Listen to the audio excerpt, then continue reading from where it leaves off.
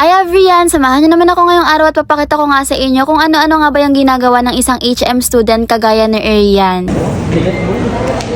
Oh my God. May service sequence nga kami ngayon sa school kaya naman ayan si ate girl ay maaga nga talagang nagising para makapag-ayos na. Kala mo talaga nag-aaral siya ng mabuti. Marami nga talaga na curious sa inyo kung ano nga ba yung ginagawa ng isang HM student kaya naman sasama ko kayo for today. Yung iba nga siguro sa inyo ay undecided pa talaga sa mga course nila. Ganyan nga rin ako before pero ang napili ko nga ay Bachelor of Science in Hospitality Management. Kapag HM nga ang pinili mo ay kailangan daw palagi kang presentable. Pero pabor nga rin talaga yun sa akin dahil nga mahilig rin ako mag-ayos ng sarili ko. Ay ba ang kaso nga lang sobrang tagal kong mag-ayos kaya naman palagi rin talaga akong late. Comment nyo naman dyan sa comment section kung may mga napili na ba kayong course na gusto nyong kunin. Ang payo ko nga lang talaga ay kunin nyo yung course na kaya nyong panindigan. Yung akin kasi hindi ko na kaya. Hala!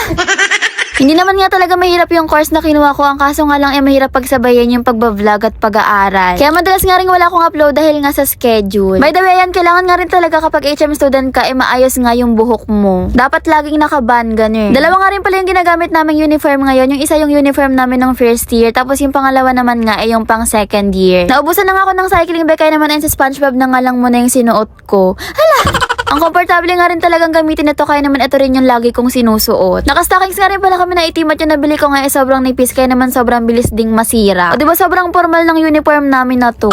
Nag-necktie na nga rin pala ako na hindi naman makikita sa loob pero ayan kailangan nga raw naka-necktie ka. Pak, sobrang presentable ni ate girl parang walang toyo. Cheers! Sinuot ko na nga rin pala yung best namin na kulay maroon. Ang mahirap nga lang talagang suotin dito ay yung palda dahil nga hindi ako pwedeng magligalig. Hala! O diba sobrang pangit na nga talaga ng stockings ko. Ang kaso nga lang wala na akong time para bumili pa. Banda rito nga lumabas na ako ng bahay para nga makapasok na sa school at nag-tricycle na nga lang ako para mas mabilis. Yes, may Christmas tree on. Pagpasok nga namin napunta nga kami sa library para nga aralin daw yung mga kitchen utensils. Sabi magkabisado tayo, hindi mag-unat-unat dyan. Ganito pa daw magbasa si Arian, tutok na tutok. Uy, be! Saan may binabasa? Natutulog ka lang. Hindi nagbabasa talaga ako. Basta panagin. Sige, tingnan yung mga ginagawa sa library. Sabi mag-review daw. Anong ginagawa niya? Tingnan ikaw. Tingnan mo ginagawa mo. Huwag kang memate. Ano ba? Nagbabasa Maglalaro kayo ng aral-aralan dalawa. O diba? Gumaganyan kayong dalawa utensils yung pinag-aaralan natin. Nagbabasa kayo. literal na bartending pala to eh. Ate si Christine.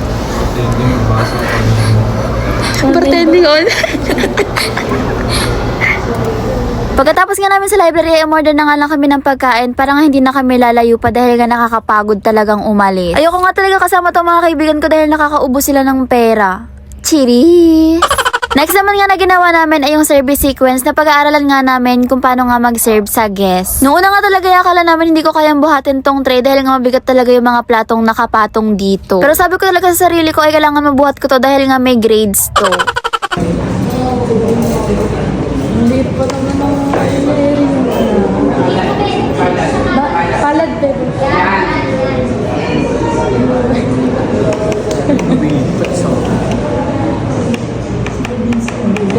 Pause, liable.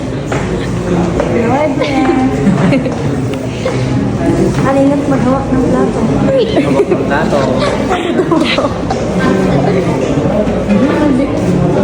Saka bigat na bigat yan, Seri, hindi niya kaya yan. Hindi niya kaya yan. Hindi kaya na area. Bigat ng pinggan. Oh my God.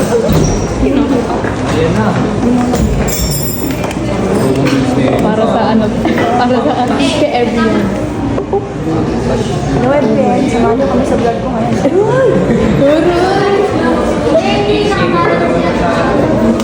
Nakakabahan ako para kay Arian.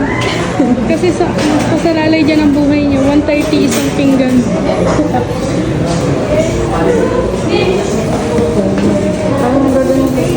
Yes, I'm perfect. Perfect naman. Oh, ayan mo lang yan. Mukha nga lang talagang hindi ko ko iniinda yung bigat niya pero nanginginig na talaga yung kamay ko nung binuhat ko to. Mabigat nga talaga siya kaya naman nakakangalay. At ang next naman nga yung pag-welcome at pag-aasikaso namin sa guest.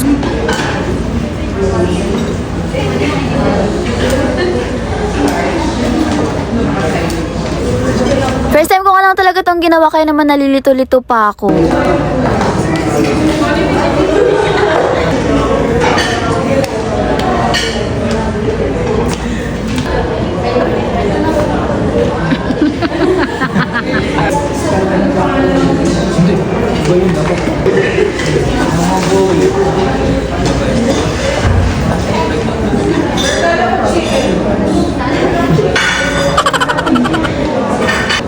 Subuan mo, be. Subuan mo. Special treatment ako. VIP sa gym eh.